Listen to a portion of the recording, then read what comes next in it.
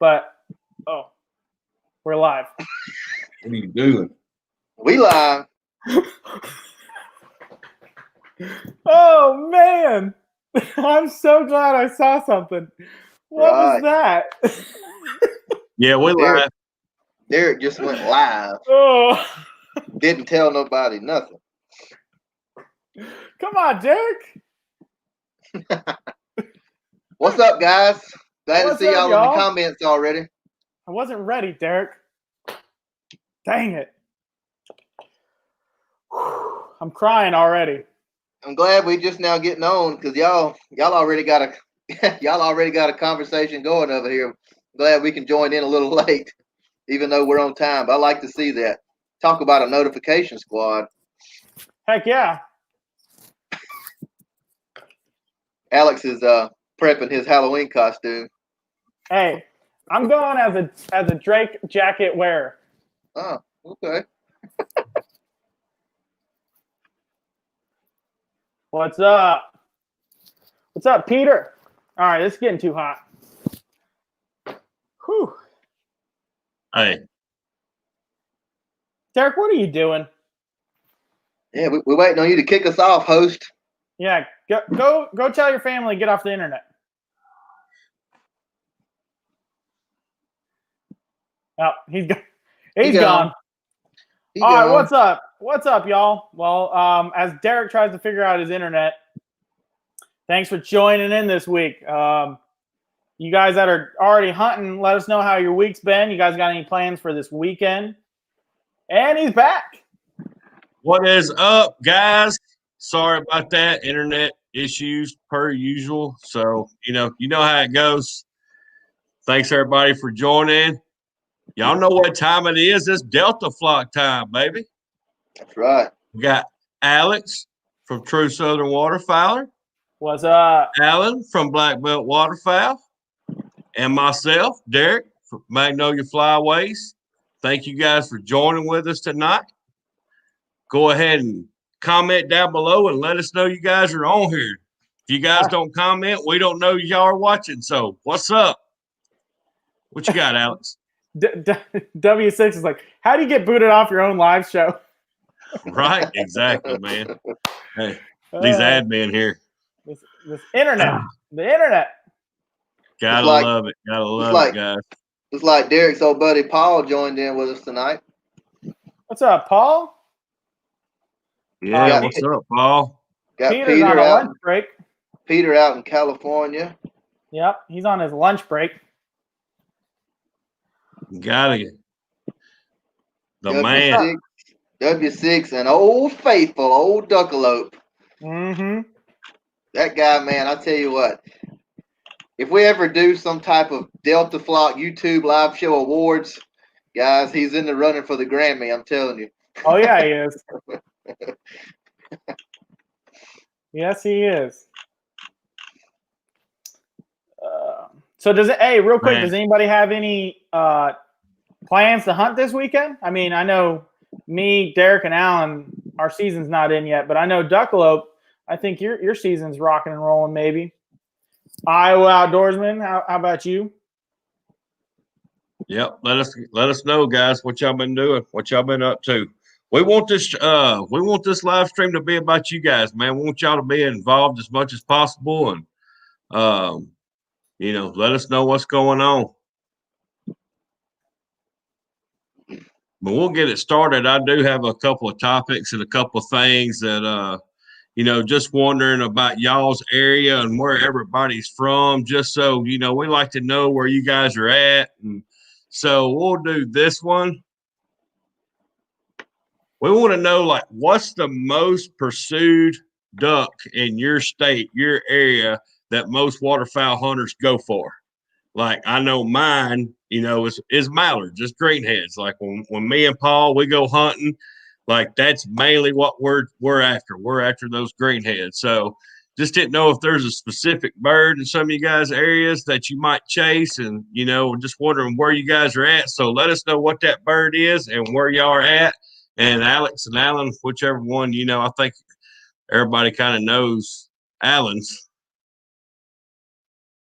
What's yours, Alan? I think he might be froze down. Go ahead, Alex. He does look kind of froze, doesn't he? Yeah, he's got that look on his face. Yeah, he's got that. Oh, there he is. Hey, what's your favorite duck to pursue in your state? In my state, my favorite? Yeah, the most pursued duck in your state. Well, in general, as far as the general population goes, the most pursued duck would be the wood duck around here because we don't have a whole lot else. But me personally, I like going after the redheads and the divers, just because when you've shot as many wood ducks as I have over the years, it's just not that much fun anymore. So it's nice to chase something different.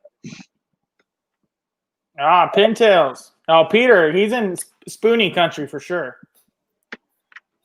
Boot lip. Yeah. I also like chasing the divers just because I live right on the coast and I can either, be hunting divers in 20, 30 minutes. So that's kind of, my bread and butter down here. But, I obviously love to travel as much as possible and get after some geese and stuff like that. So. Right. Hey, but real quick, if you guys don't mind, if you guys haven't seen, I got that giveaway going on. It ends, what's today? Thursday? It ends Saturday. We're drawing a winner Saturday. You get beef jerky from Old Trapper. You get the headlamp from Bent Oaks. Oh, you can't even see it. It's up there somewhere. You get a canvas. Huh? The headlamp's awesome. Yeah, this headlamp is the truth, for real. I got it. This headlamp is the truth. I mean, I'm not getting paid by these guys or anything. I'm just telling you the truth. Check them out. They're brand new this year. You got an awesome video on that headlamp.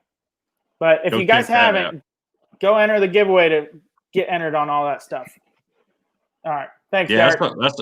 Yeah, man, that's some cool stuff you're giving away, Alex. You guys definitely need to go check that out and get entered in before it ends. So, he's got a lot of cool stuff in that little giveaway.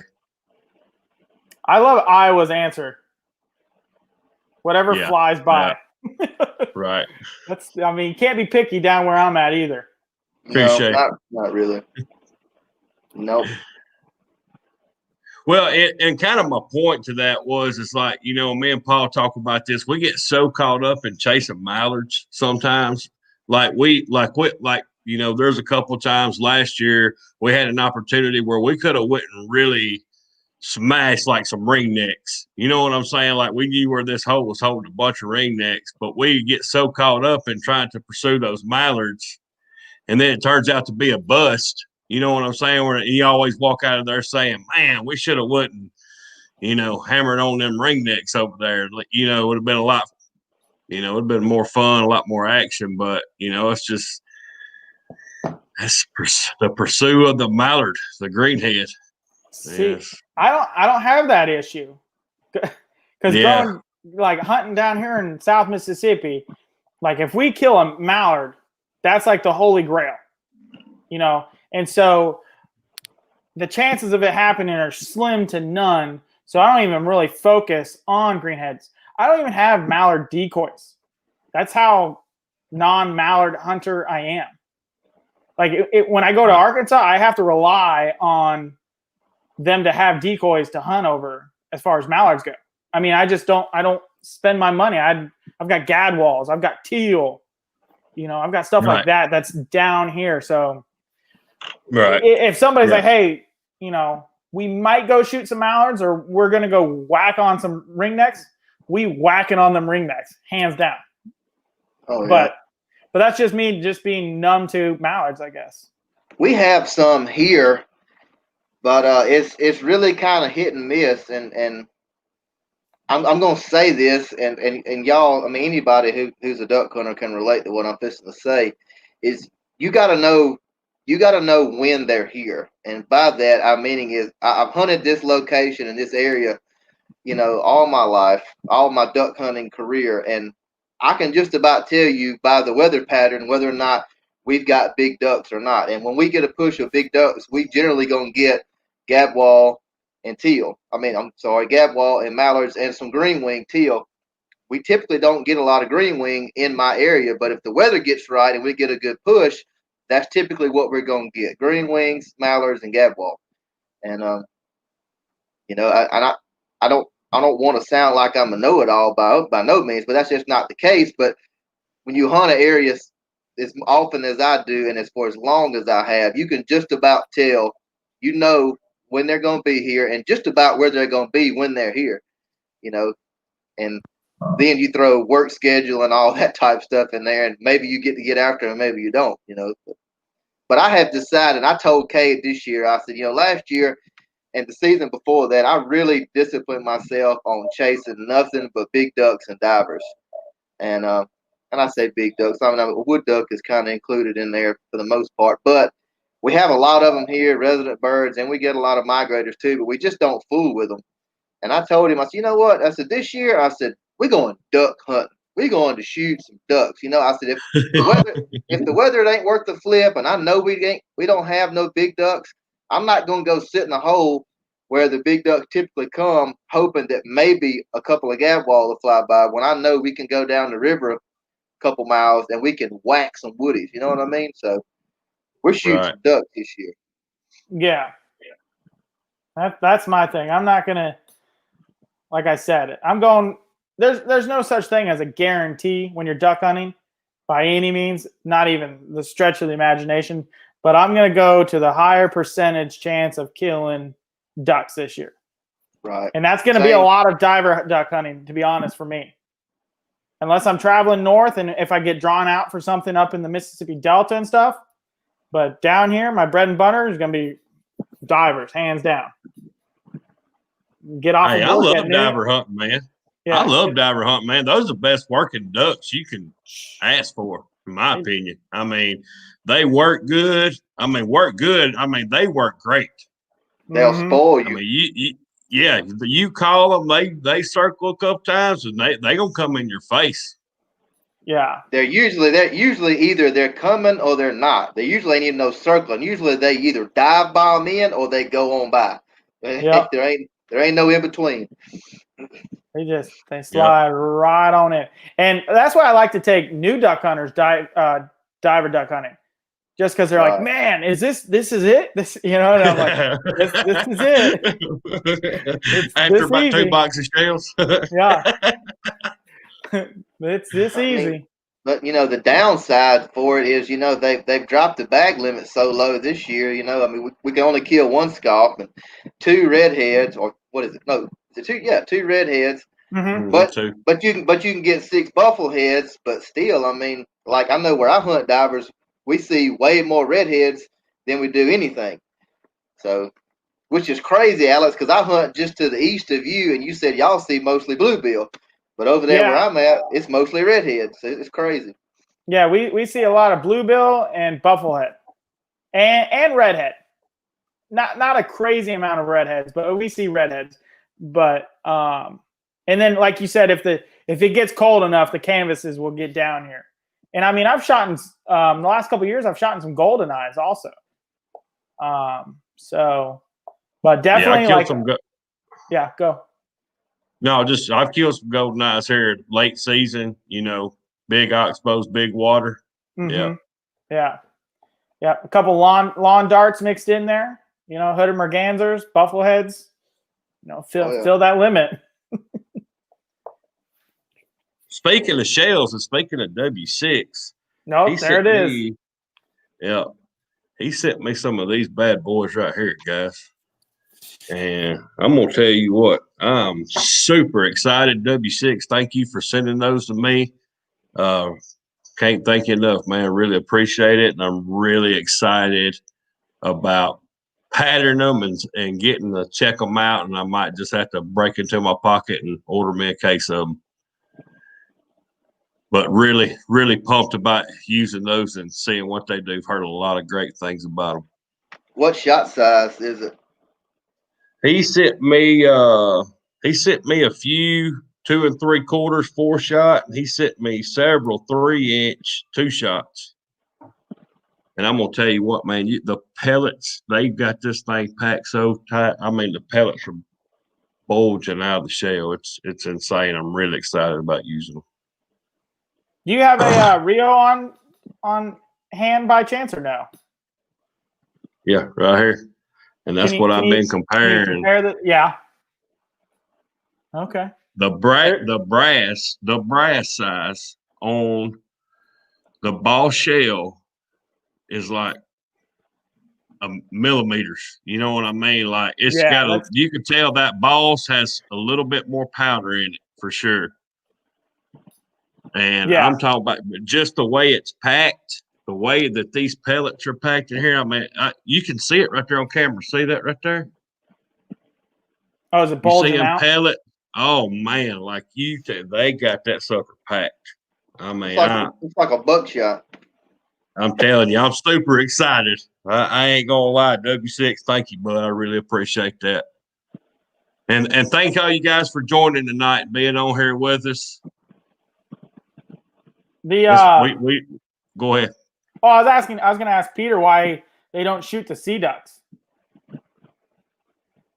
Are they just not there, or do you just not shoot them because they don't taste good? That's kind of, I was asking that question for Peter. I'm looking for it. It's right above your welcome. Yeah, that one. Yeah, what's up with that? Do you guys feel high brass makes a difference over low brass shells, or is it just the look? Me personally, I shoot Kent, so I don't know. Kent is low brass, technically, I think, right? Not to me. Not to me. Low brass would be like a bird shot, where the brass is like, yay tall. Then what would you call Boss? Boss is like extreme then. Yeah, it's like like Boss and Rio have a lot higher brass cap. High brass. Yeah, it's like really high. Yeah. It's probably a solid 1/4 inch over a regular high brass. Yeah, that's why I was like, like Dove is obviously the low brass. Not in the marsh; they live in the ocean area. Oh, okay, I gotcha. You ever go hunt for them out there, or you just don't have the setup for it? He said something up here, kind of right here. Yeah, I see. And he also said the modern young hunters are unethical. Yeah, I saw that too. He's right, man. He's right. Yeah. Yeah, unfortunately. But he would shoot them. Yeah. If I shoot a bird, it's coming home with me. I'm not leaving it out in the marsh. The only people that like some of these modern hunters, these younger guys, are the ammunition companies, because most of them are skybusters and things like that, and they're going out there shooting 2 boxes of shells every time they go, and they go home with two ducks. Mm-hmm. Right. Yeah. You think that? Oh yeah. That hunt cost me $30 in ammunition. Well, what do you got to show for it? Two little buffalo heads? Like, get out of here. Two woodies.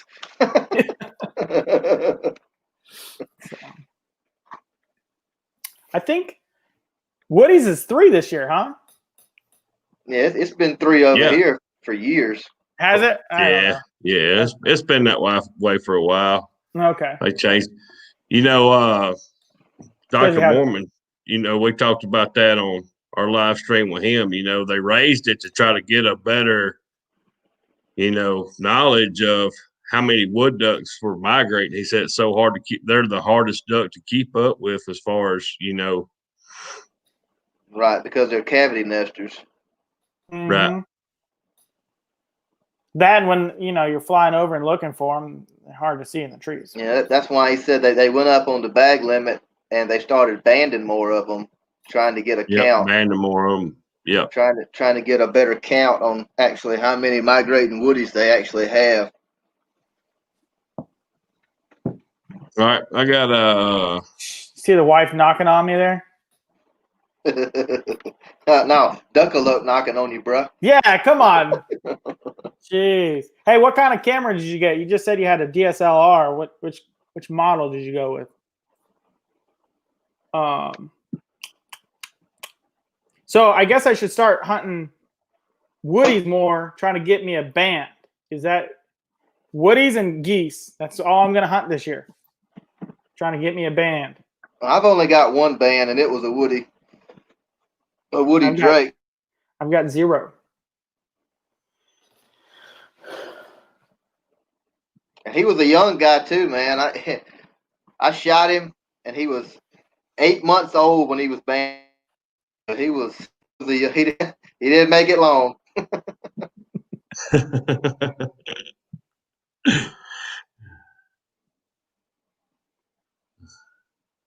Knuckle said he got That's a good. Canon You got SL3.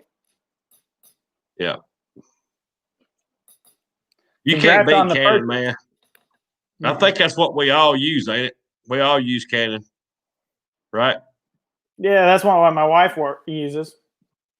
Yeah, your wife's got the gear, man. She got that good stuff. Mm-hmm. Oh Lord, what you know about his wife's good stuff? Dang! Well, Shots fired. Walked into that one, Derek. Specifically, her camera gear.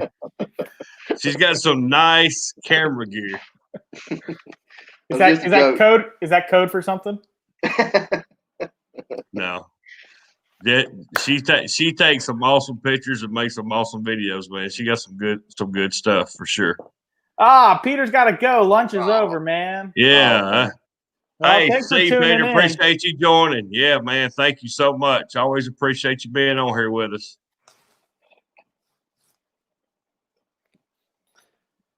All right, what other question you got there, Derek? All right, you ready for it? Yeah. I want to know what's your favorite brand. What's your favorite brand of gear to use? Like, are we talking?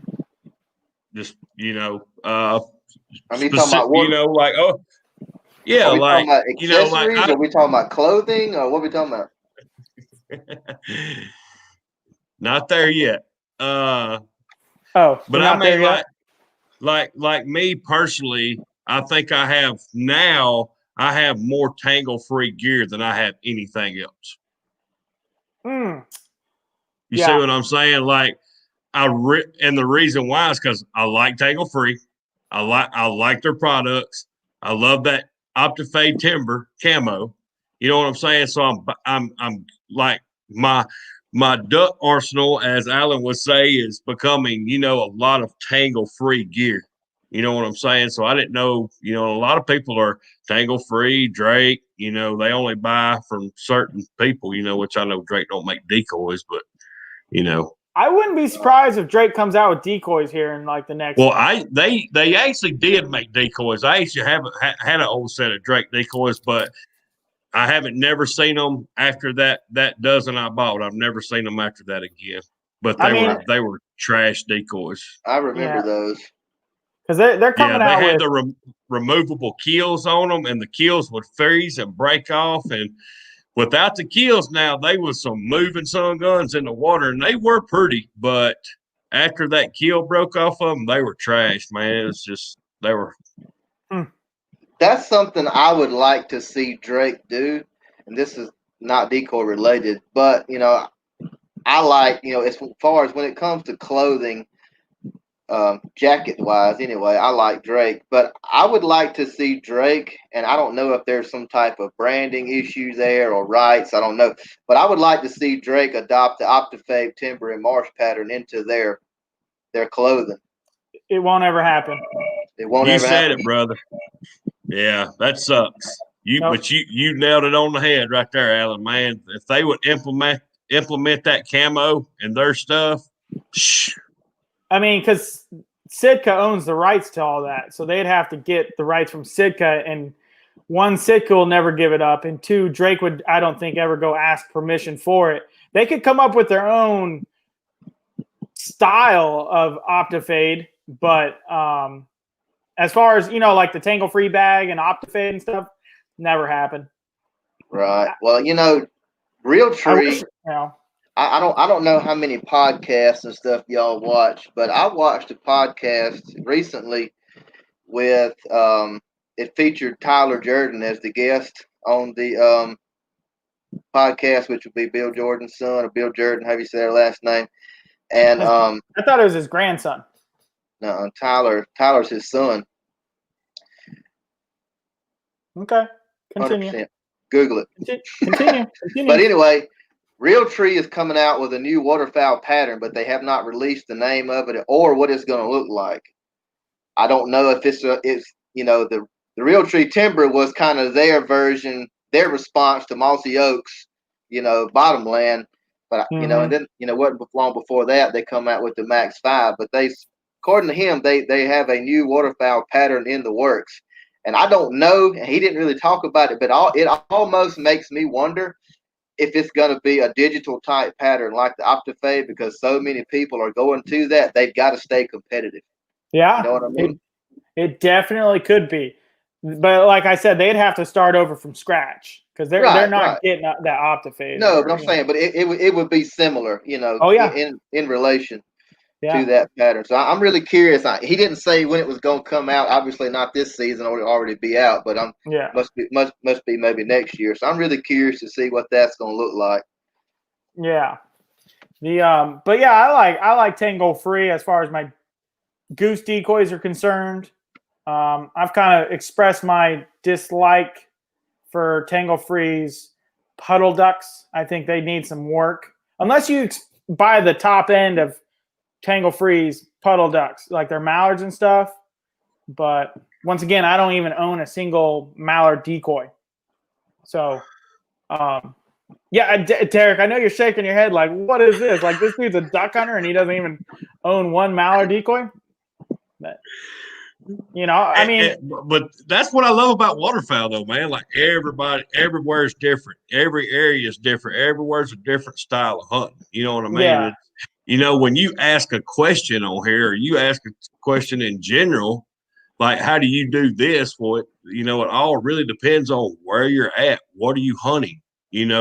But these details matter, Yeah. Yeah, because, I mean, my buddies and I kind of we make fun of the people that show up with all mallard decoys and blow a mallard call, and we have nothing but teal and gadwall down there. It's like, what are you doing? That doesn't even make sense. Like, our boat is got gadwall, teal, and if we're hunting divers, obviously divers. But yeah, we used to, and then I was like, this is dumb. Like, I'm right. Go away. Right. I mean, it's the same principle, like you're saying. You don't go down to Delacroix, Hopedale, South Louisiana Marsh with 24 mallards decoys, because you're not going to see any mallards down there. You're going to see the closest thing is a mottle duck. Right. You're going to see gadwall, a lot of teal, and some divers. Yep. That's what you're going to see. You're not going to see any mallards.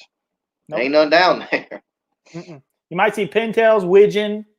Depending on if you've had a good push of birds and the weather's been cold, you'll see some of them because they're marshland birds. Yep. But yeah, bread and butter though is gadwall and teal. Right. Yeah. Yeah. I'm with Jake. I like the bottomland pattern. I don't have it on any of. I've got some bottomland T-shirts and long sleeve shirts, but I'm a Realtree guy. I have nothing against bottomland. I just really like the Realtree timber in comparison to the bottomland. And like I said, I do have some bottomland clothing, but I like that timber pattern better. It just seems to, everybody's different. I relate it to where I hunt. Look at this picture behind me. When I'm in timber, that's what it looks like. And we don't have a lot of the cypress swamps and stuff around here is not public ground. So if you're in public timber, this is what it looks like. It's all going to be flooded oaks, and that Realtree timber blends in better there than the bottomland is a little bit too light brown, where the timber is a little darker pattern. It blends in better. Yeah. And that's not a black and white picture. That's a color picture, but you see how black and gray it looks. That's just what it looks like. Yeah. And the wife and I are slowly making our way, getting away from the Max 5, this stuff, and we're going to go more bottomland or Realtree timber. And this is wise because when we hunt down here in the marsh, we're hunting out of a blind, or we're kind of real hidden in some kind of blind. So the ducks can't see us. But then when I go hunt timber and I'm wearing this, I look like a goof off. I look like an absolute goof off. And everyone's like, look at this dude. You know, I'm just like, this is embarrassing. Right. So that's why we're getting away from this, and we're gonna go towards more Realtree, because I can still use it down here in the marsh and be hidden in my boat blind or a makeshift blind I make out in the marsh. Or if I'm diver duck hunting, they don't really care. I could wear this shirt. I mean, it doesn't matter. So. Right. Yeah. And that, and going back to that OptiFade timber, that Sitka has, that it's what I like about that is how dark it is. Because on a sunny day, I'm trying to be a shadow. You know what I'm saying? Like, I want it to be as dark as I could possibly get. To where I'm not even focused on what camo I'm wearing, as long as I'm just completely dark. That makes sense. What? No, man, don't. No. I'm just the wife. The wife is spitting over there. Say? She's spitting. Talking that. Special guest. Look, I'm about to get a phone call and be like, time to come home. Huh? You're not at home? No, I got my little office. Oh, I thought, but it's not at your house? No. It's a few miles down the road. Don't worry about it. No, I'm in my office, but I'm upstairs at my house, so I didn't know. Yeah, same. I'm just out in my shop, which is connected to my house.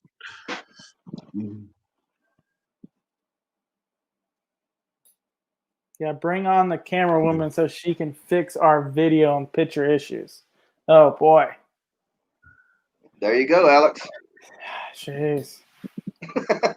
Somebody's got to watch the kids. You're gonna have to hire a babysitter. I know. Well, we got her mom. That's who watched her when we came, or watched them when we came up on that hunt. Yeah, but our live streams don't start at 9 o'clock. You have to find a babysitter 2 hours prior to that time. No. Grandma can deal with them screaming for an hour or so. Oh, okay. It's part of being a grandma, isn't it? Yeah, it's supposed to be. You signed up for this. It comes with the territory. This is my wife right here. I'm more interested than any other. Anyway, let's shift gears here. And let's get, I've got to ask this. I thought about it, and I'm going to throw it out there because I know we just talked about the gear thing, and I kind of wanted to start off with that, but I'm really interested in. I'm offended. Somebody asked me what kind of gear I used. You did? Oh, go ahead. I'm picking. You know what? Right, y'all both know what I got. How about this? What jacket do you use for duck hunting? Specifically, a jacket. What's your favorite jacket? I'm a Drake man, but I do have a new banded jacket. It's like a pullover, more of a jacket than a coat. But I've never worn it. So it's brand new. So our season's not in yet, so I hadn't worn it yet. But I'm a Drake man. I'm gonna try out that banded jacket this year. But I like Drake. Been using them. Been wearing Drake forever. I mean, this thing's just like your video, Derek. This thing's got just pockets, more pockets. I mean, this thing just freaking pockets all over the place. For sure. It's too hot. It's too hot for all this.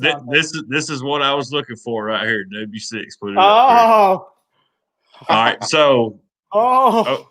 And I know that they do a lot of like dry field hunting up there. So the layout jacket makes sense to me. But and I've never looked at layout jackets with Drake. So they're about See you, Viking. Thanks for tuning in. Yeah, see you, Alaskan Viking. Thanks, buddy. Good hearing from you.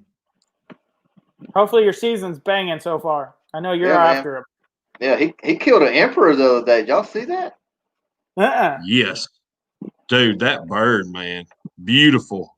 Yeah, he killed beautiful bird. Yeah, he killed an emperor goose or whatever it's called.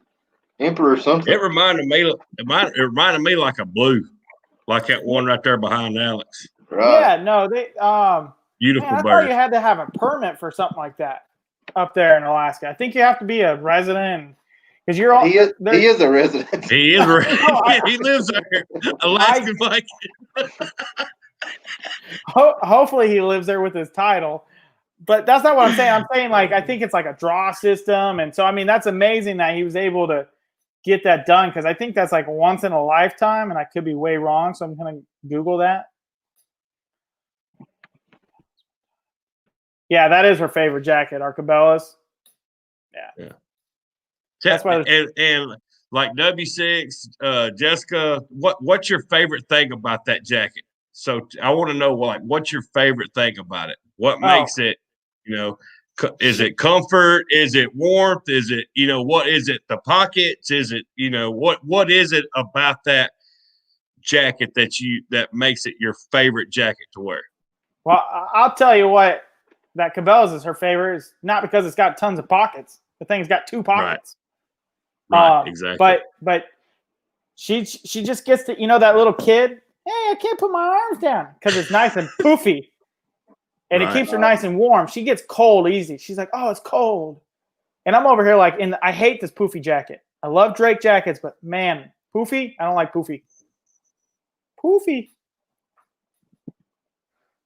The Alaskan Viking says residents can kill 1 a year. Oh, okay. Okay. So yeah. So and then they put out 25 permits for non-resident. Yeah, because I think Dive Bomb went up to Alaska this year because somebody got drawn for 1 and they got it. And they make decoys for that bird. Like if it's like I don't know how many people in Alaska, please tell us, do a lot of people hunt those things, but you're only really allowed 1 a year. Do you have decoys for them or is that just like a passing shot on that bird or what? I'm kind of curious. Do you use decoys? Did you go specifically target that, goose? Or were you after something else and it just happened to pass on by? I'm kind of curious for his answer. I think he posted a little video on Instagram. I've been slacking on social media. Looks like they were in layout blinds, and they was running decoys on like a beach. It looked like pretty good shot he took. To be honest with you, is pretty it good shot he got on video? Is it going to be aftermarket choke? Oh, is that a shot at me? It was. Is that a shot at me? It was. Hey, Jesse, do you hear this? I'm getting ragged on because I don't shoot aftermarket. I need that. You need to make that happen. Never could have done that with a factory choke. You don't know that. Oh yeah, I do. I've done testing. Look at that Alex, thing. so he did use what? He did use dive bomb decoys. Man, that's pretty sweet. Yeah, that's a beautiful bird. The only bad thing is it looks like he shoots Rattay. No, he shoots a stoker. Oh, is it? Okay. Yeah. Okay. What's the favorite thing about your Drake coat, Alex?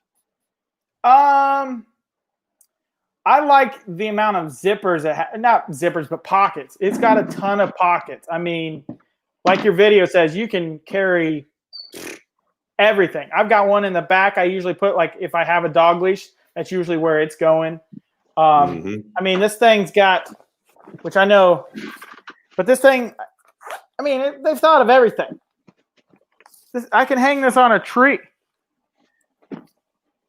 Yeah. But a downside to this jacket, and we were kind of talking about it before, is they got this little butt pad thing. And you put this down on a wet seat, right? Okay, cool. Well, my butt's dry. Oh, it's time to leave. Fold it back in there, and now you got a wet back. Like, come on, Drake. Think about stuff. But I like this jacket. Tons of pockets. Yeah. What about that hoodie? I'm gonna tell you why I like Drake waterfowl gear and especially when it comes to a jacket. Now, both of y'all live in the South like I do. Now, Derek, you're a little further north in the southern state than me and Alex are, but you can attest to this as well. Typically, down here where we hunt, it does not really get cold enough for a big, bulky jacket. Maybe 5 to 6 days out of the season does it really get that cold that you may want to have a jacket. And that's only until about mid-morning, then you're taking that sucker off. So, yeah. So what I've always went with is just a Drake pullover quarter zip jacket, mid-season technology. And I got this jacket right here. I got it in 2011. They don't even make it no more, and I don't even know what it was called. But it looks like that. It's just a pullover, quarter zip jacket.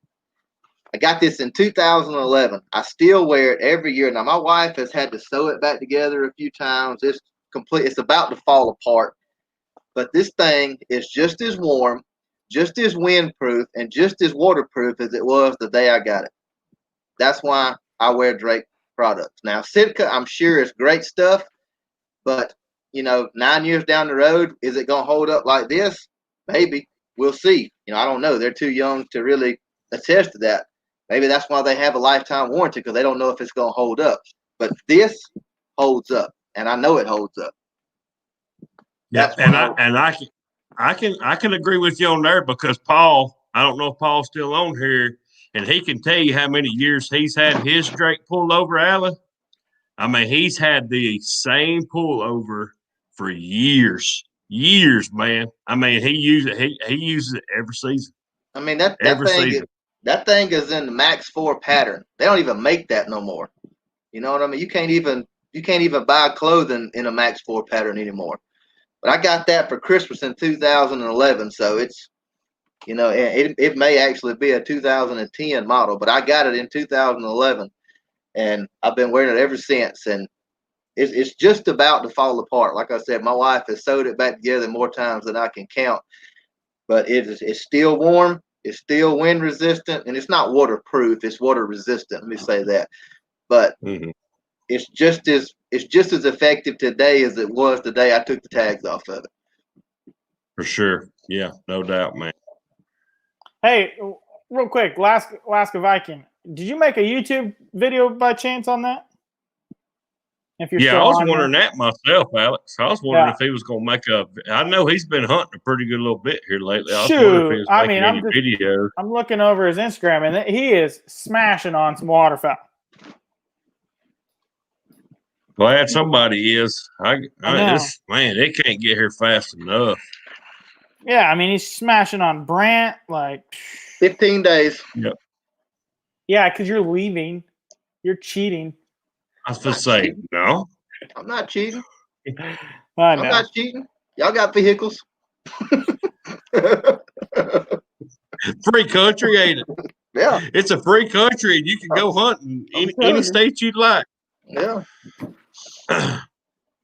Hey, yeah, man. I wish you the best luck. I hope you go up there and wear them out. I hope so. Yeah, it's going to be me and Cade. And then, a buddy of mine, he was supposed to go with me, but he recently bought a new house. And when he did, like 2 weeks after he moved in and everything, they were painting and whatnot, and his central AC unit went out. And he called a guy over there to come check it out. And I don't know all the details, but long story short, it was going to be cheaper. He was going to be better off to just replace the whole unit versus trying to fix an old one. And he had to go and replace his whole central air and heating unit. So he was like, man, I ain't going to be able to go. Man, that's done hit me for, ton of money getting all this stuff replaced. And I was like, oh man, well, I understand that. That's something you got to have it, down here. Yeah, no doubt. And then I talked to him the other day, and he was like, hey man, I'm back in. So now he's going with me. So he took my spot. He's back in. So I'm glad he's going. It's, got another man to hunt with, and a 16-hour ride. So if I was to get sleepy on the way up or way back home, we can tag out, So yeah,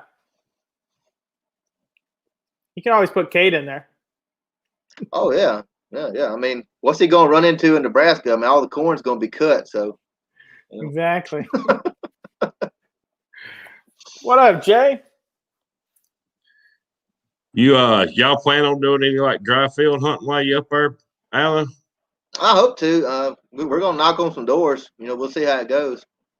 Right. Yeah. Cool. That's something I'd like to experience at least once in my life. Oh yeah, that's a bucket list hunt for me. That's something I've always wanted to do. I've never shot ducks or any kind of waterfowl and not been over water. So I would love to do it in the field.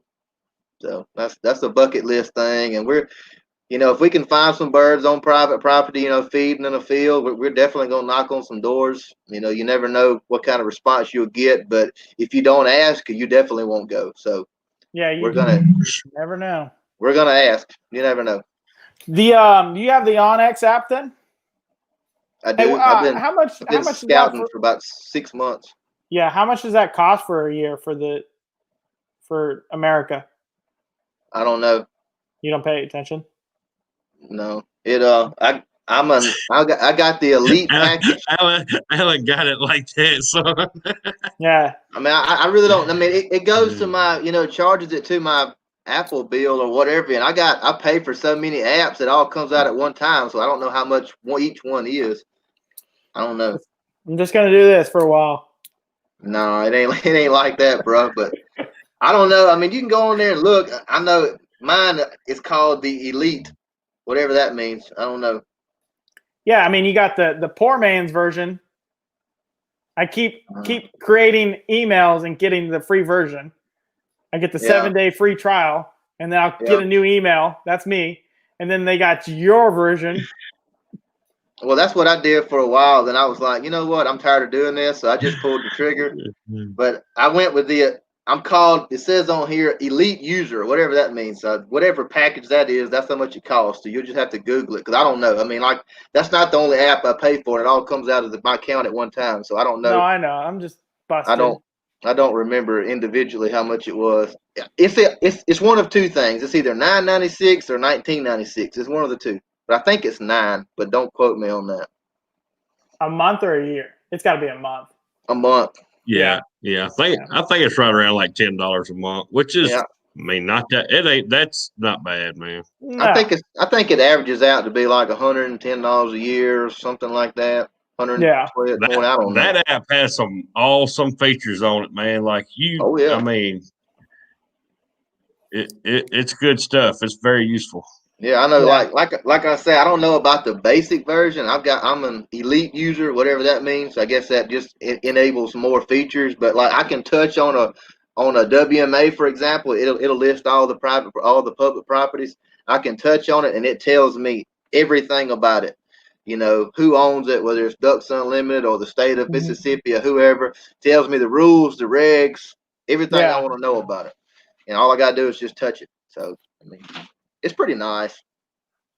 Yeah. It's definitely worth the money if you're a public land hunter, especially if you're a freelance hunter. If you move around the country hunting public land, if you don't have that, you're a fool, in my opinion. I mean, because that's where it's at. I keep making this full list that you have. Hunting without extended aftermarket choke. One. Free version of Onyx. Oh, so. Two. No mallard decoys. No.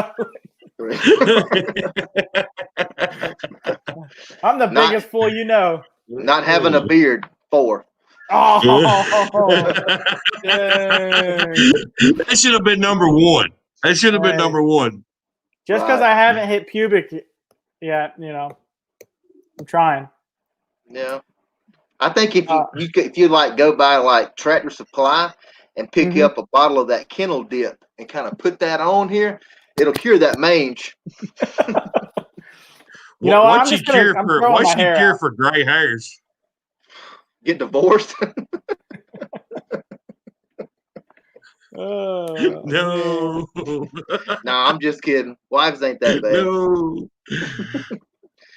No, I don't know, man. I'm younger than you, and I got some grays in here. So that's more like quit your job, quit your day job. There, what that is.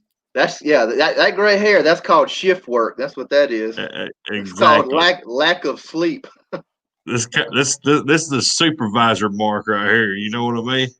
Yeah, see, like W6 says right here, you got to have the beard. Real men have beards. Real men have beards. Here, I won't shave for the next 10 years, and it's gonna look like this. I haven't shaved this little stuff. I haven't shaved this Since graduation night high school, right? No, since I got out of the military. I mean, I maybe cut it every once in a while, but you know what? I'm done here. Oh man, come on! I'm done with y'all. You gotta have this a is high quality entertainment here, man. Yeah, y'all go enter my giveaway, and I'm out.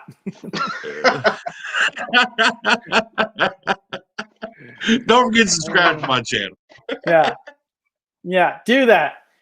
If you like making fun of my beard, subscribe.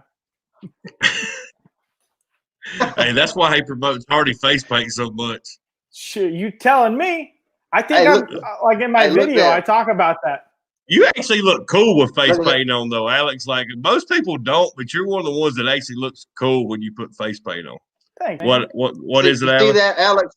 In the comments, Joshua Lambert says $29.99 for one state, and Elite says $99 a year. So that's the one I got. Yeah. Elite, I think that I guess it covers the whole United States, or maybe you can choose your states. I don't know, but like like the Elite covers the United States, and like I could get Mississippi for $30 a year. But like because I hunt, Louisiana, Arkansas. I'm gonna hunt Alabama this year for $60 more. You can hunt any state and have why wouldn't you just pay that extra? That's right. It's $60, but realistically, it's not a whole lot for a year. Right. Not when you span it out across 12 months, No, and if you're hunting those states, you're putting some money already, gas, decoys. The whole hotels, food. What's another extra $60 to know what the heck is what?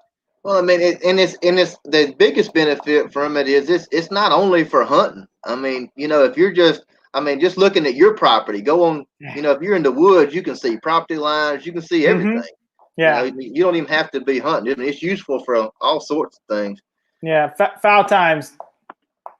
He's knocking on me.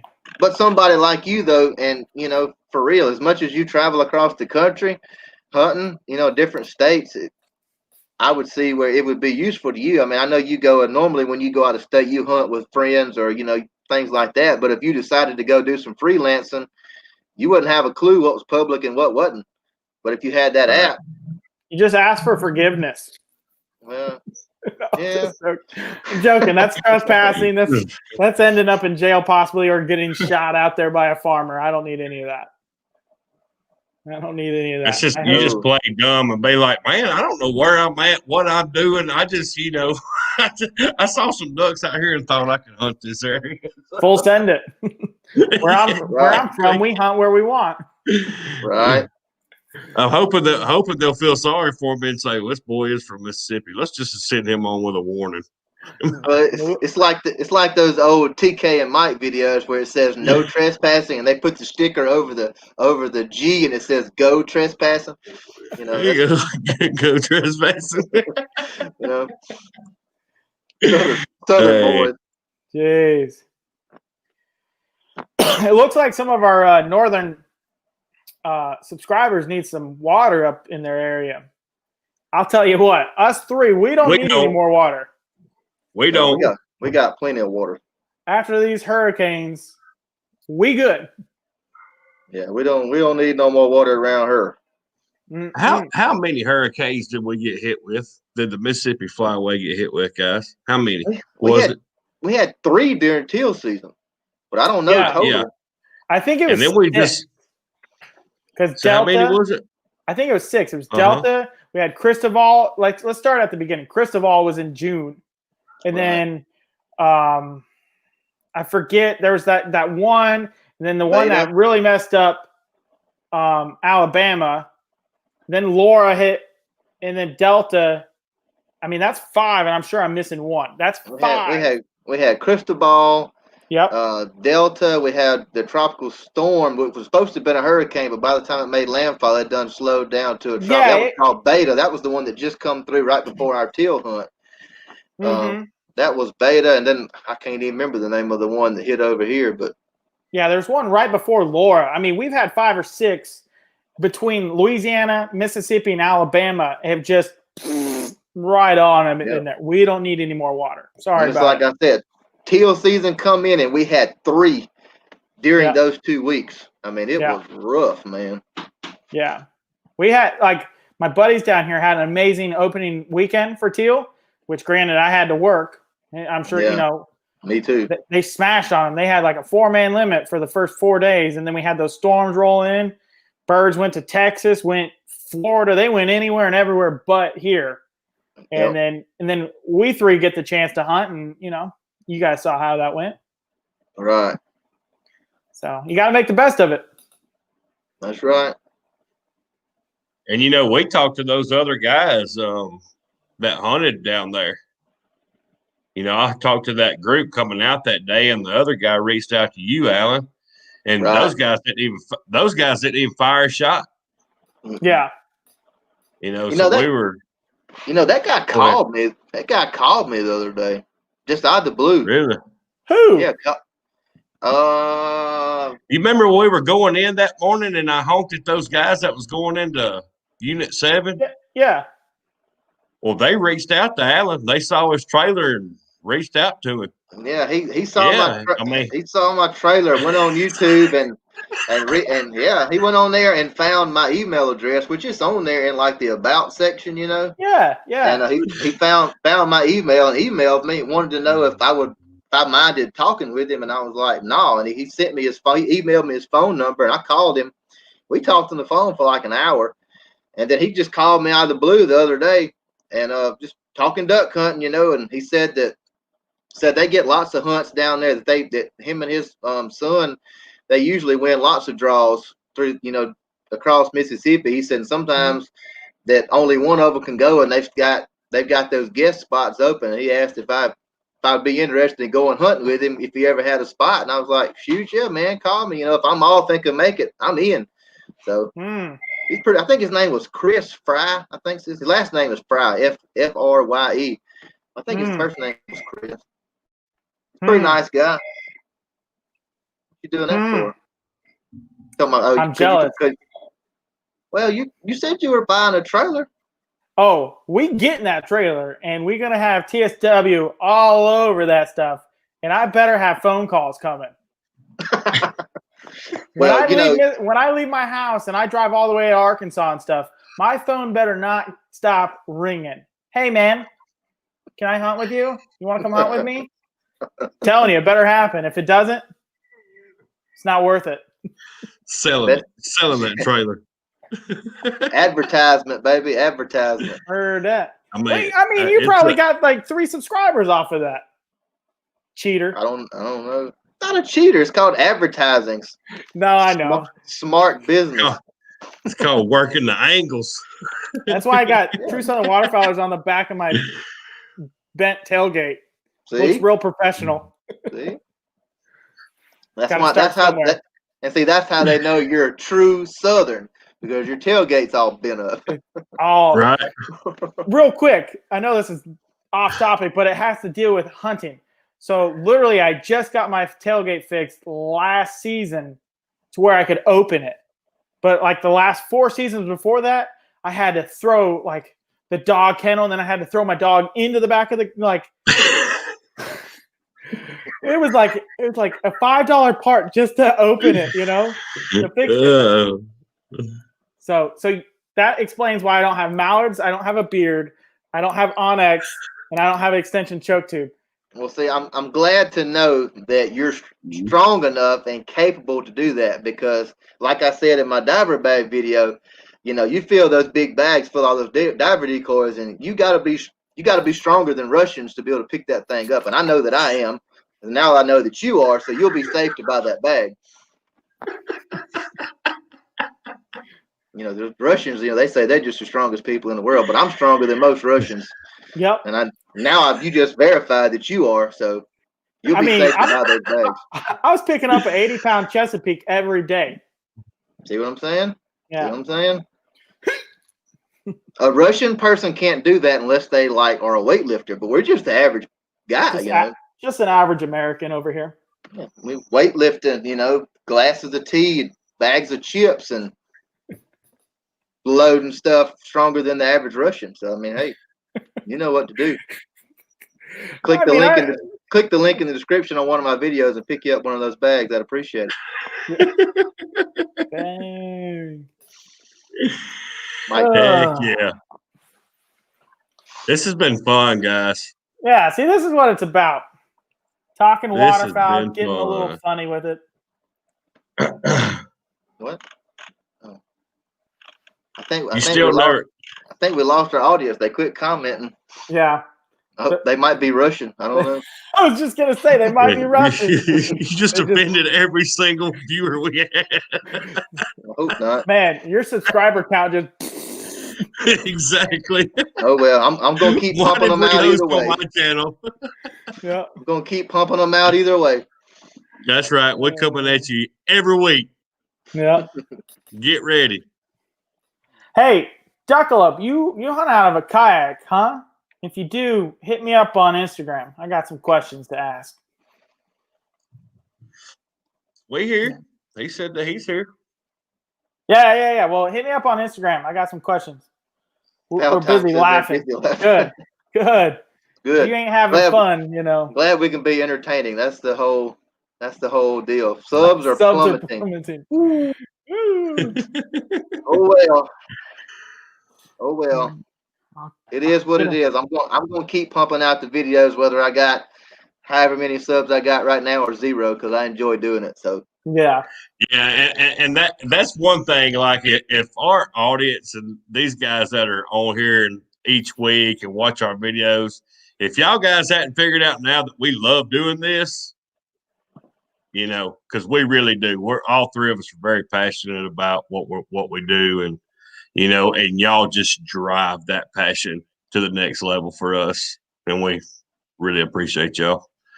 Oh yeah, but I mean, if you don't think we don't love it, I have filmed 5 videos this week. 5. I think I've done 2 or 3. But now here's my reason for that. Before y'all think, golly, this guy just like crazy about YouTube. Now I really enjoy it, but I'm gonna keep my weekly videos going. But hey, look, I'm gonna be in Nebraska hunting, so I'm not gonna have time to film a weekly video and upload it and all that. So I've got to get all this stuff done ahead of time. No, just take that stuff with you in your trailer. You got that big old trailer. Take your little weekly stuff with you, and I want to see some weekly videos while you're up in Nebraska. I can do that. I can show you how to freelance the state of Nebraska and scout. Russian spy. We got a Russian spy. Oh Lord.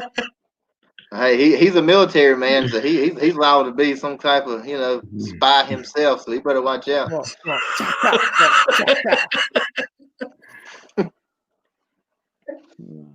I want to know where that one guy is that was talking about hunting pelicans. First waterfowl. No, was it pelicans or ostriches? Pelicans. Well, that's what he said last week on my channel was ostriches, and then the week before when we were on whose channel was that? My channel. Alan's. No, that one guy with the 6,000. Quack Addict. Quack Addict. That's where we're on Quack Addict. Yeah. And he was talking about hunting pelicans, going on a guided hunt for pelicans. It's like, he commented on my Kicks versus Jeffs video. Yeah, that was and said, "Hey, well, that Jeff Choate worked for this free range ostrich hunt I'm going on," and I was like, "Well, you might want to use a rifle, or you know what I'm saying?" Yeah. I was just, but it took me forever to reply to his comment because I was like, I don't know how to answer this guy. Like, I don't know if he's being for real. I don't know if he's being for real or what, if he's just trying to mess with me or something. But because you don't never know about people, man. Yeah. No, but now that you brought up your choke video, I have a question for you, Derek. All right, after seeing my video yesterday, yes, sir, about what I did with the factory choke versus the aftermarket choke, and I know every gun and every load is different. I get that, but my kicks modified outshot your extra full. So where does that leave you as far as thoughts on what you may want to try or possibly change, or does it? Well, I'm definitely going to. So you kind of freaked me out earlier when my computer scheduled the live stream for an hour earlier. You were like, "We're about to go live," and I was like, "No way, no, we're not." I had my shotgun broken down, and I'm putting them shims in it. I've been doing a lot of research on the shims and how that can improve. So right now, I'm going to put a new shim in, and then I'm going to, because Alex has been on me about going back to modified. So I'm going to put the modified back in and just throw a few shells through it, to see if it's getting my aim down a little bit. You know what I'm saying? The way I shoulder my gun, he's froze. But the way I shoulder my gun, see if I could bring it down a little bit. And then honestly, I'd like to do the mod, the extra full, and the jebs again. But I don't want to do it until I got my new shim put in and see if that's going to pull my shooting down a little bit. But with changing that shim and with me shooting high, I was also reading that that's good for waterfowl shooting ducks when they're getting up. Right. But how often do you shoot them getting up? Exactly. Not enough to have that error, I don't think, in my opinion. Right. The ratio just ain't there. Right. The ratio ain't there. If the trigger is gold, the bird will fold. Didn't go 20. Didn't go 20. Didn't go 20. Didn't go 20. You got to have glasses to do it, though. Didn't go 20. You know what these grill marks mean? He didn't go 20. That's right. Right. But, like with that being said about the choke, though, for real, like your video was a great comparison, but from an extra – but if I was shopping for an extra full choke, I would have been a little disappointed that it only had 111 to 112 and 13 shot in it when my modified had 133. What I mean? And the restriction is not as tight as what yours is. So I'm like, whoa, right. You did hurt my feelings a little bit. I ain't gonna lie. You did hurt my feelings. Kicks hurt my feelings. Right. Kicks hurt my feelings. Right. But that's exactly as soon as I saw that. As soon as I saw the kicks pattern on your video, that was my immediate thought was, heck, I might as well go back to shooting my modified choke. It was pointless for me to buy that extra full. Yes, sir, Alex. Do you think it could be the ammunition?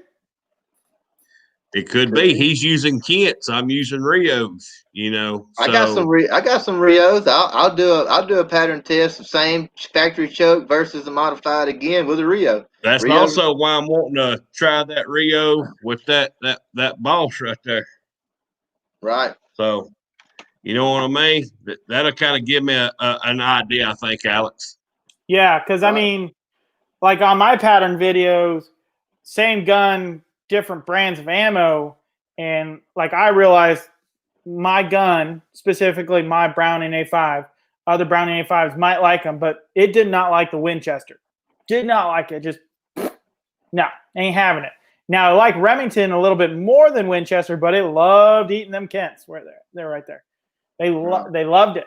Now maybe your gun doesn't like Rio, which you like Rio, but maybe your gun doesn't like Rio. So maybe if you put some Kent through it and it like, boom, now you got 130 with the extra full choke, extreme chaos elephant gun that you have. Right. Well, see, I got a question for Jake because he's saying, was the shot size the same? I mean, is he asking, I don't know. Are you asking me in my test or Derek? Well, they were. I know that you were shooting number twos and I was shooting number twos too.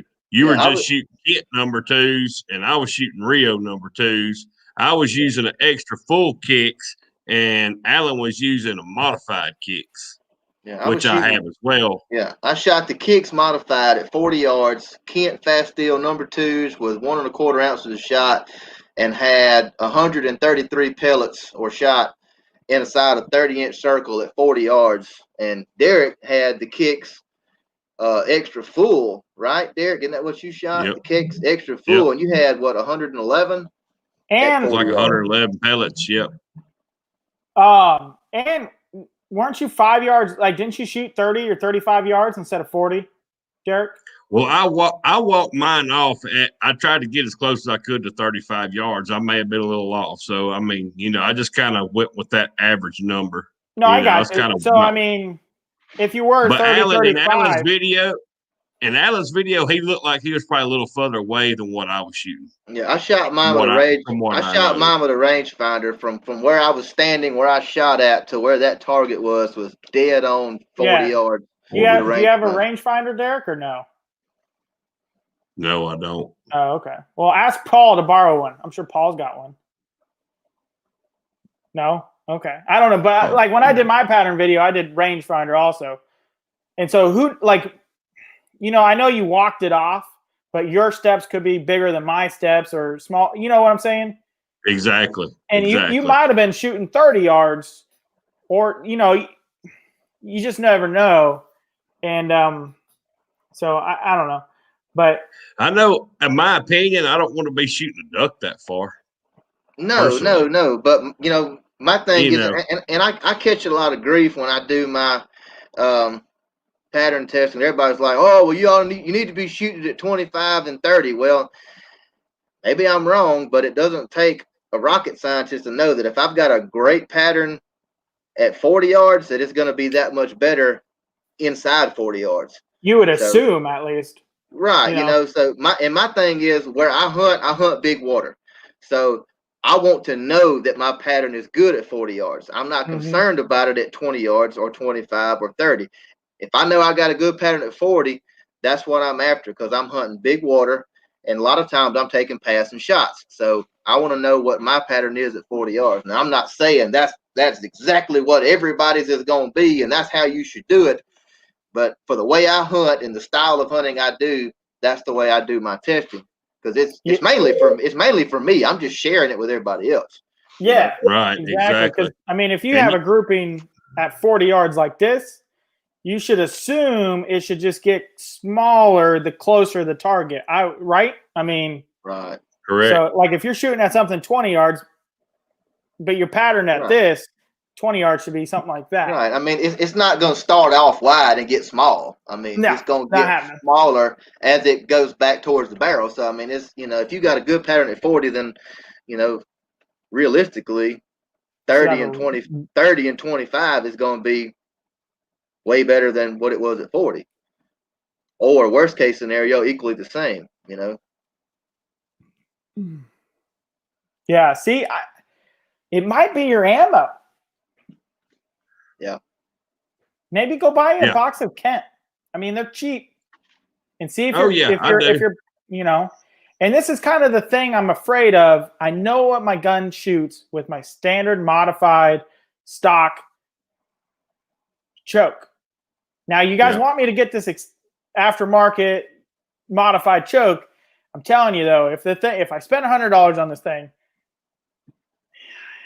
I think that's where you got to get into really patterning. I tell you what, dude. Go ahead, I know this is not Alex doing the test, but it is your exact same gun. Go to the Mid-Valley Mercenaries channel, click on the video, and scroll down through there. He did a ton of pattern testing with just about every steel shot brand there is on the market with a Browning A5 identical to yours, and go look at it. He does some with some aftermarket chokes. He does it with factory. Go on there and look at it. And you said who? Mid-Valley? Mid-Valley Mercenaries. Go look on there. I'm telling you, he tested every steel shot you can think of. And he did a lot of them. He did most of them with factory modified chokes, but he also did some with the Kicks High Flyers and some aftermarket chokes. So be sure and go check him out. It'll give you a roundabout idea of how your gun will perform with different shells with an aftermarket choke. It'll give you something to think about anyway. Yeah, I got you. Food for thought. Hey, Iowa, appreciate you tuning in. Iowa Outdoorsman. Yep. See you, buddy. Yeah, man. Get entered in that giveaway if you haven't already. But Got every another one. video I've seen of Kent, the Kent shells always pattern like just about better than all the rest. They really do. But every pattern video I've watched, Kent just. I'm in no way affiliated with Kent shot shells or Kent ammunition, but I have never seen a bad Kent pattern video through any gun. Through any gun. Right. Real quick, Duckalope, I don't know anybody that hunts with a Brown and A5 around me. I don't know a single other person. So that's not really an option for me. And I know nobody's going to let me, like a store is not going to let me load it into the old gun and send a few rounds through it. So, I appreciate it. Good luck, man. But. Well, and there's where, this is kind of what I'm learning with this whole shim thing, because I'm going to be honest, I've never changed shim in a shotgun. I've never done it. And I'll be honest with you, it was kind of green. I didn't know anything about it. So I've been doing a lot of watching videos and on what I could find and research. And, I remember you saying something about this, Alan, like somebody had said something about one of your videos. You need to shoot like 9 times or something like that. Well, that's kind of what you do in the shim thing. That's kind of what that kind of type of pattern is for, because it's how you're shouldering your gun. It has nothing to do with what shell you're using or what choke you're using. It's all in how you're shouldering it, how are you putting your face down to it. And there's where, you know what I'm saying? You need to learn that you need to go up or down. How do you need to change that gun to fit your shouldering style? Because it's not set for you specifically. That's right. That is more of a mechanics test than an actual pattern test, and that was my argument with the guys that were doing that. Was like, in order to get a true pattern test, you got to shoot the same shell 9 times and get an average. Well, I get that. If I'm really getting down to the particulars on a true pattern test, then yes, I agree with that. But my version of a pattern test that I do, I'm doing it for my own knowledge, and I'm just sharing it with everybody else through YouTube. But I'm going to pull up and I'm going to get 1, 2 shots at a duck, 3rd shot's a spent, wasted shell anyway. So I want to know what it's going to do down the pipe, 1 shot with me. The way I shoot, I want to see what it does at 40 yards. And, that's the way I do my test. And, I see what Foul Time, he commented here down below. He had a comment on my video, which he had a great comment. And, and I know he wasn't giving me a hard time. He was just bringing up some things to think about. And I appreciate that. But the reason I don't go too in depth on a pattern video is because I'm not worried about the particulars. I just want to see how that shell performs through my gun with that pattern, with the way that I'm going to hunt. Yep. And that's why I do 40 yards, 1 shot, because everybody, and turkey hunters are the worst. Oh, you got to pattern each shell so many times. I'm like, okay, all right. Did you shoot your turkey 4 times to make sure he had a great pattern? No, you didn't. You shot him 1 time and he got what he got. That's the way I want to do on my test. I want my pattern to be that way. My test to be that way. I agree 100% with that. You're only getting that get that 1 shot. Right. Now I get with a rifle is different because you're getting your irons set. Right. That's completely different. But with a shotgun, you get that 1 shot, and either you hit them or you miss them, and then like you said, now you're on to number 2, and 3rd one is like you said, kind of a Hail Mary. I mean, because realistically, if you pattern test a shotgun shell and you shoot it 9 times, okay. Realistically, in that pattern test, there's not going to be typically that big a difference. I mean, maybe anywhere from a 1 to 10 pellet count difference per shot. Unless you pulled it or something like that. Unless it's human error. Let's take human error out of the equation. You got it in a vise and you're using the hand pump on the trigger. You're not even touching the weapon.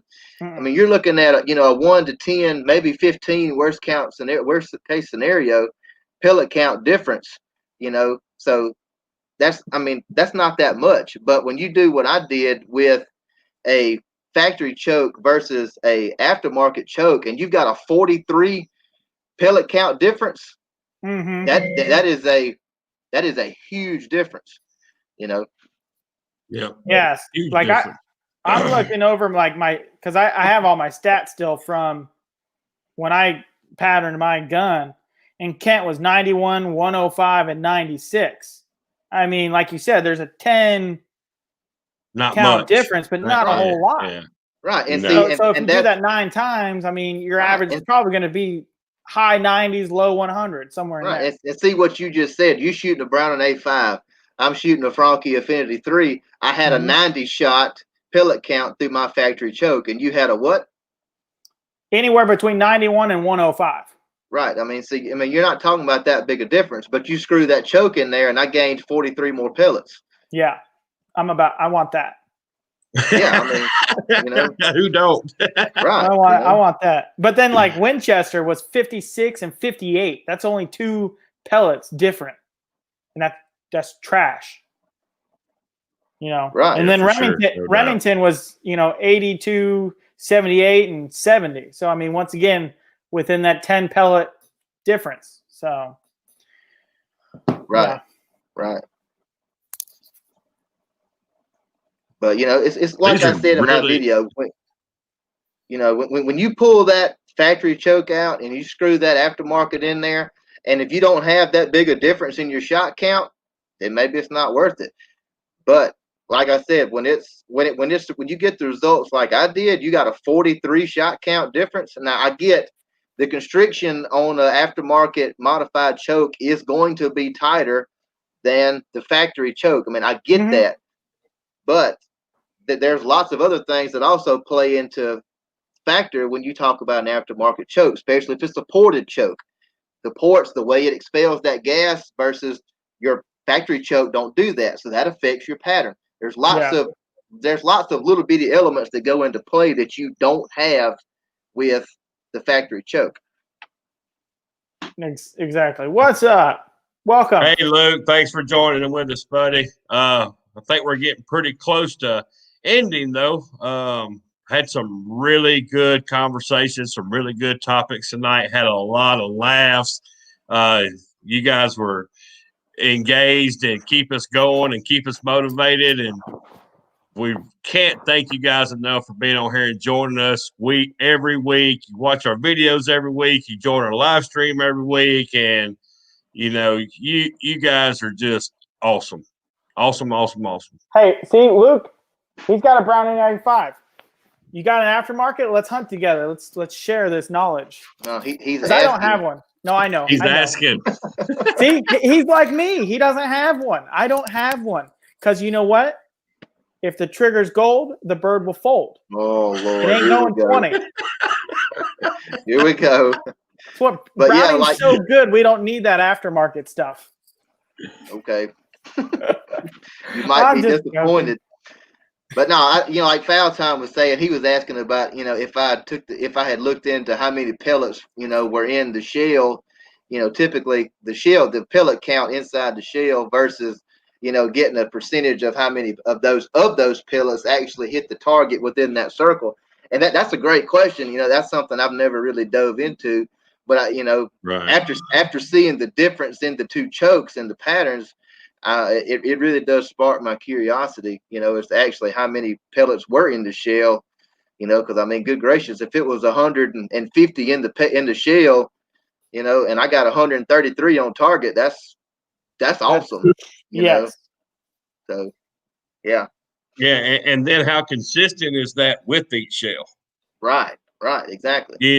I mean, just because you tear one open and count, hey, this has got this many, I don't mean the other 19 in the box or have that same amount in it. You know what I mean?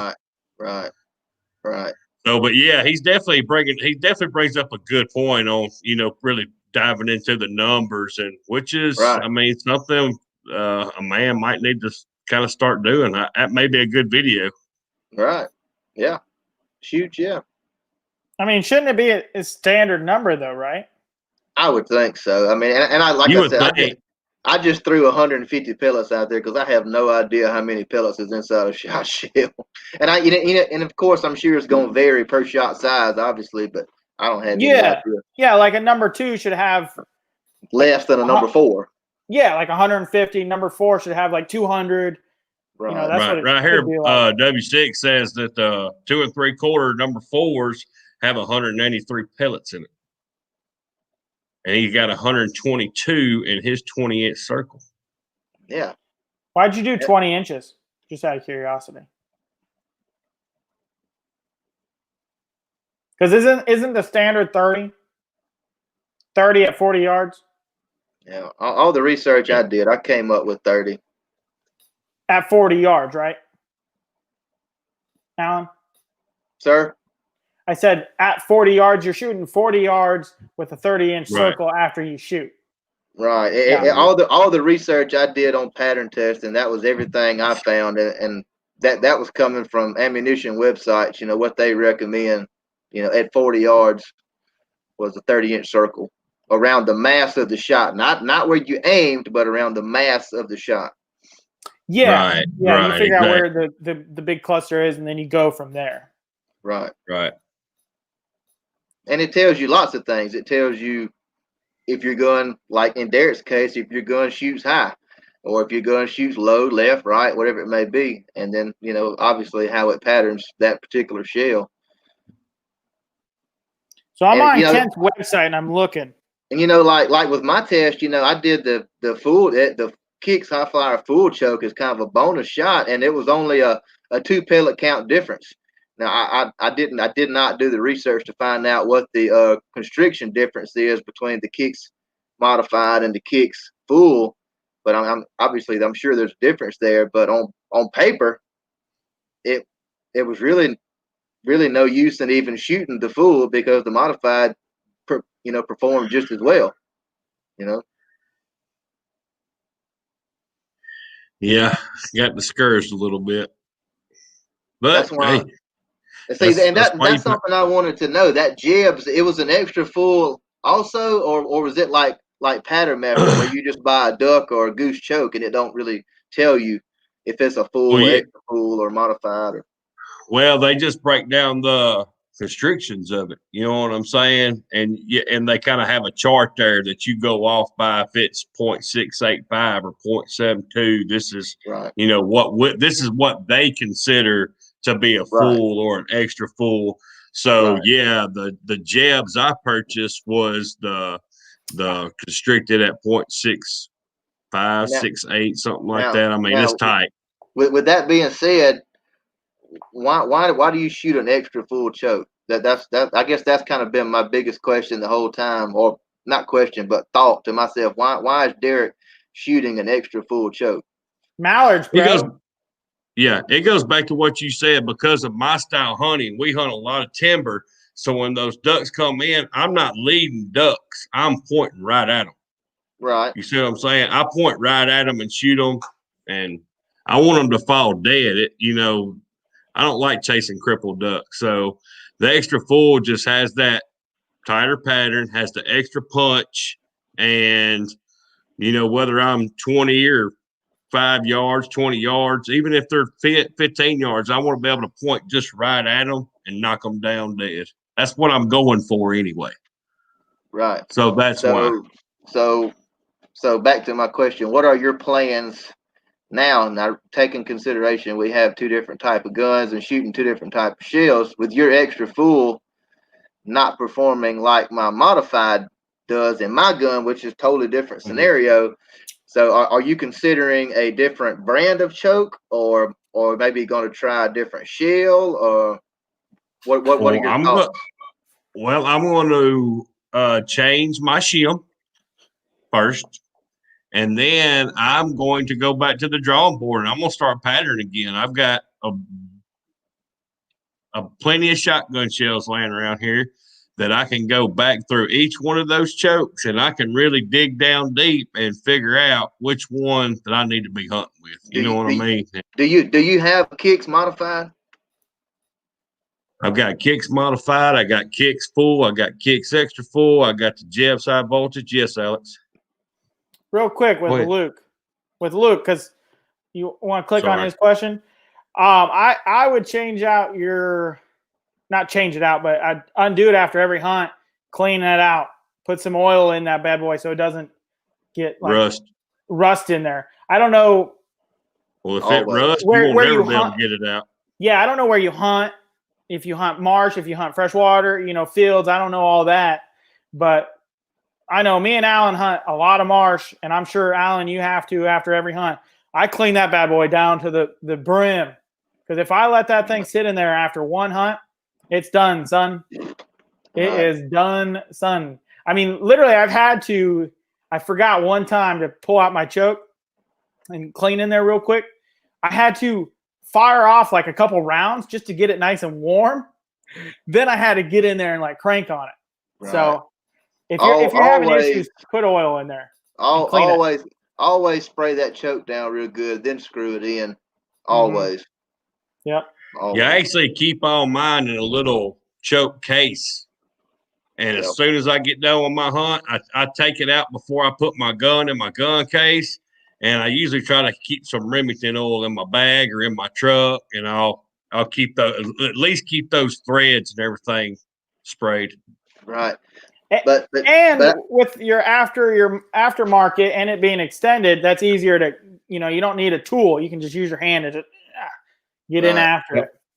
But Derek, what I was thinking, if you have all three of those kicks chokes, that would be a really good comparison video. Do the modified, the full, and the extra full, just to see, is it really worth the money buying the extra full if the modified outperforms both of them? Yeah, I think just doing the modified and extra full would tell that story for you.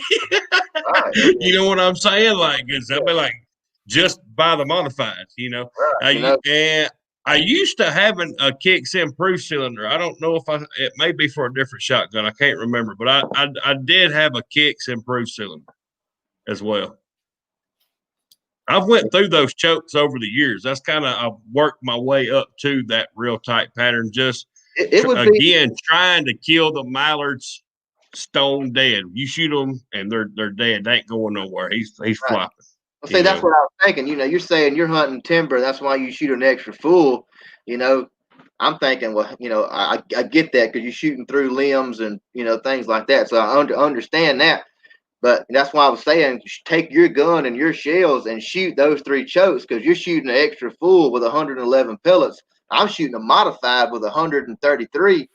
I've got 20 some odd more pellets than you do with a more open constriction than what you're shooting. So that would be an interesting test to see if the extra full and full is actually even worth it over the modified. And also, bringing up another point is trying 3 different shells through that choke too. Try Kent, try Rio, and try one of these Boss, and really see how much is shell, choke, gun, because it's a ratio thing, man. All of it plays a matter in there. So I would be curious to see that because, like Alan said, and I wish they would pay me or give me shells.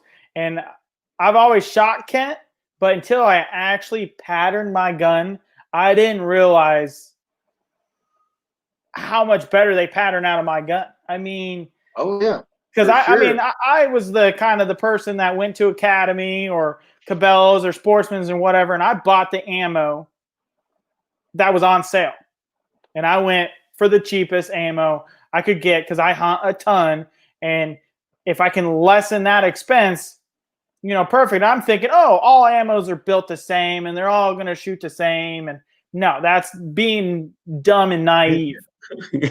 I mean, that's like number 5 on Alan's dumb and naive thing. I'm at the top, right? So I seen it, the pattern, and I did it, and I was like, okay. I mean, I will never buy Winchester again for my Browning A5. Now, if I get a different gun, I might pattern again and see how that does. Exactly. It may shoot better. But right now, they're a paperweight. I will not shoot them unless I am completely out of ammunition, and I might just throw my shotgun and have better luck. And I'm the same way. I learned doing pattern testing last year that my favorite shells that I have shot for years patterned terrible, and it blew me away. I mean, I was almost had my feelings hurt because I like those shells. I've shot them for years. What brand was that? It was the Remington Sportsman. The box that's got the mallard on one side and the goose on the other. Man, I've shot those things forever. But when I shot them against, like last year, I was shooting those Estate. Like I was like, oh, whoa, it was terrible. Yeah. It's like you want to kick yourself in the butt. You know what I mean? Because you start thinking, man, all those ducks I missed, or those ducks that got away. Or it's just crippled. Right, exactly. And that's kind of my point. Goes back to why I went to that tighter choke pattern. Just I don't want to lose a bird. That crap drives me crazy, man. It really does. But that's what'll be interesting to see if you, let's say you stick with the Rios, okay, and you pattern those 3 kicks chokes with those Rios, and you find out that your modified has more pellets at 40 yards than your extra full. I mean, that's an eye opener. You're like, whoa. I mean, I am shooting timber. I'm hunting timber, and I'm wanting a tighter choke, and I'm hurting my with choke. You know what I mean? Yeah. Yep. Magnolia Flyway's going to do a giveaway then, buddy. Alan's froze. Yep. I mean, that would be very interesting to see, if the tighter pattern is really hurting you. Ain't nobody listening to you no more, Alan. You froze.